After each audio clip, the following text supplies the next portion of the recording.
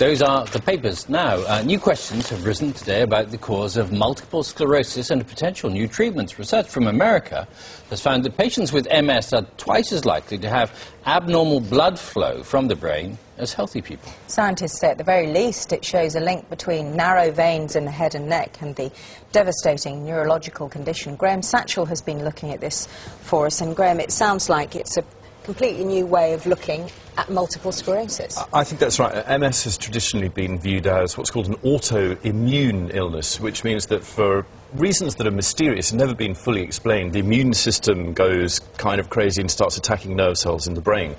What we've got here is a whole new kind of theory, which is to do with the jugular veins in the neck, which are restricted, and then there's abnormal blood flow, which has an impact on the brain. So it's like a sort of plumbing solution, a blocked pipe solution to what's always been considered a complicated neurological condition. It's a theory that's been dividing the medical community, as I've been finding out. Jo Chant is one of 85,000 people in the UK with multiple sclerosis. It's left her unable to walk more than 100 yards. It's the pits. Every day you get up and you go, right, yes, I'm going to be positive today, you know, just keep going. But in the background, you're still going down the slope. MS has been known as an autoimmune disease. For reasons that are unclear, the immune system attacks nerve cells in the brain which send messages to the rest of the body.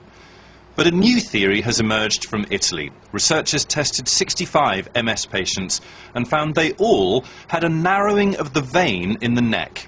The theory is narrow veins slow the flow of blood from the head, leaving toxic iron deposits in the brain which cause the damage.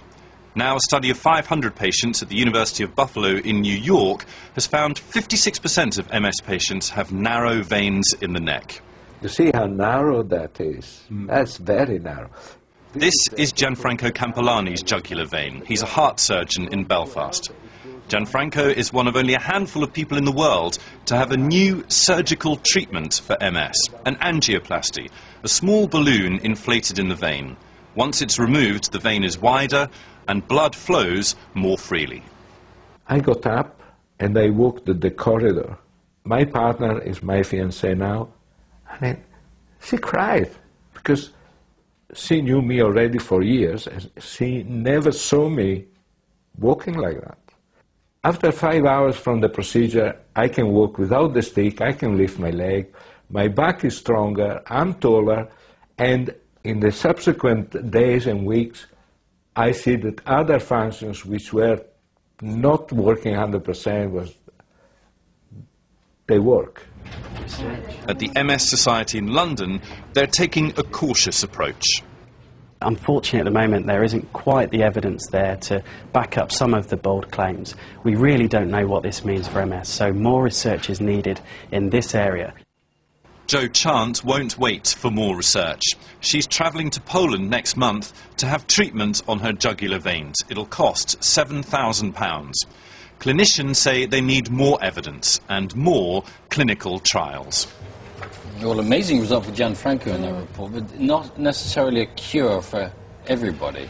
No, and I don't think anybody's really using the word cure. Some people are very excited about this new way of looking at MS. You talk to people like Gianfranco, and he says it's had a dramatic impact on his life. You know, he's been able to walk much more freely, much stronger, and MS patients are very excited about this. But the medical community needs evidence. So what we had from America, 55% of patients have this restricted jugular vein, does raise the question, what about the other 45%? You know, so there's no easy way of saying this is a cause of MS. So the operation needs to be done in clinical trials, repeated again and again. It's the way the medical community works. So some excitement, but